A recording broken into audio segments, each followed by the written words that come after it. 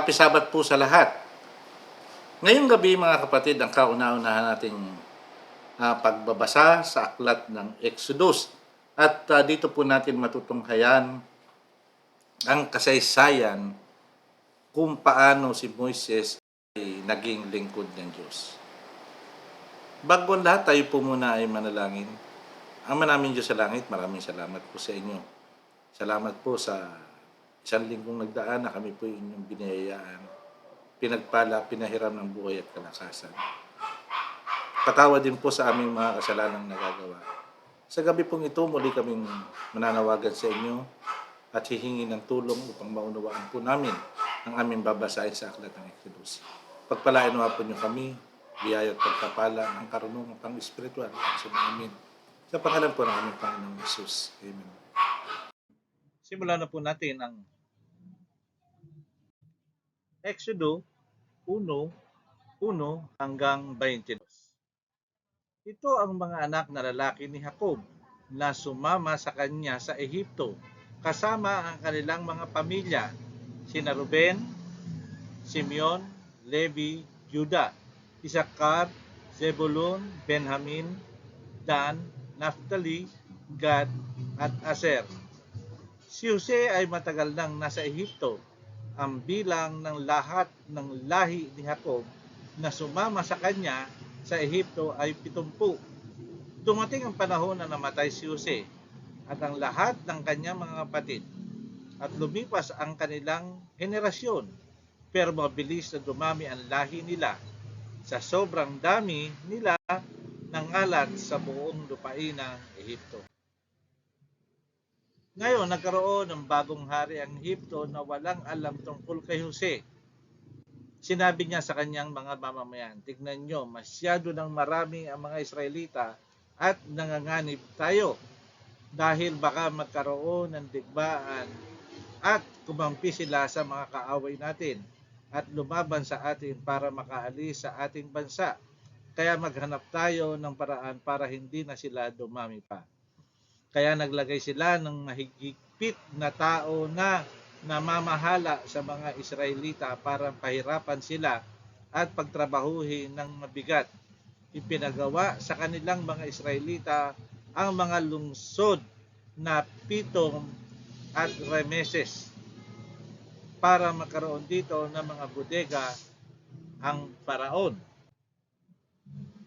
Pero habang patuloy silang pinahihirapan, lalo naman silang dumami at nangangalat sa Ehipto. Kaya lalong natakot ang mga taga-Ehipto sa kanila. Dahil dito lalo pa nilang pinagmalupitan ang mga Israelita. Wala silang awa sa mga ito. Pinahirapan nila ang mga Israelita sa paggawa ng mga tisa at pang-semento nito at pinagtrabaho ng matindi sa bukid. Pagkatapos sinabi ng hari sa Ehipto sa mga Hebreyong kumadrona na sina Shifra at Puwa, "Kung magpapaanak kayo ng babaeng Hebreo, patayin ninyo ang kung lalaki ang anak, pero kung babae, huwag niyong nang patayin."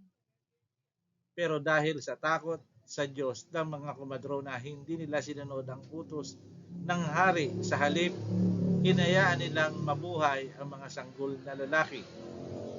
Kaya pinatawag ng hari ng Ehipto ang mga kumadrona at tinanong kung bakit hindi ninyo ito ginagawa. Bakit sinahandayaan yung mabuhay ang mga sanggol na lalaki? Sumagot sila, "Ang mga babaeng Hebreo ay hindi tulad ng mga babaeng Ehipsyo. Madali silang manganak at bago pa po kami dumating, nakapanganak na sila." Kaya pinagpala ng Diyos ang mga kumadrona at dumami pa ng dumami ang mga Israelita. Dahil sa mga ginagalang ng mga kumadrona ang Diyos, binigyan sila ng Diyos ng sarili nilang pamilya. Nang bandang huli, nag-utos ang Paraon sa lahat ng mamamayan niya, "Itapon ninyo sa ilog ng Nilo ang lahat ng bagong panganak na sanggol na lalaki ng mga Israelita, pero pabayaan yung mabuhay ang mga batang babae." Nakita po natin ang kasaysayan, nagmula ang lahi ni Moises kay Joseph sa kanyang tatay na si Jacob. Napakaganda, ano po, paganda ng paganda itong istorya na to. At sana ay lagi niyong tutukan upang ito po ay malaman nyo kung ano ang pinagmulan ng ating kasaysayan, ang kautusan, buhay ni Moises. Sa pagtatapos po, tayo ay manalangin. Ama namin Diyos sa langit, maraming salamat po sa inyo. Salamat po sa isang istorya na napakaganda na inyo po binahagi sa amin. Pagpalain mo po nyo kami sa araw na Sabat na ito, Ama, at sa nawa ay naging pagpapala sa amin at kami po ay magkaroon ng isang napakagandang Sabat sa araw na ito. Salamat po sa inyo at ang lahat po hinilig namin sa pangalan po namin, Panginoon Jesus. Okay, happy Sabat po muli sa inyo. Bukas ay magkita-kita tayo sa ating bahay sa bahay. Maraming salamat po sa pakikisama sa akin. Happy Sabat po.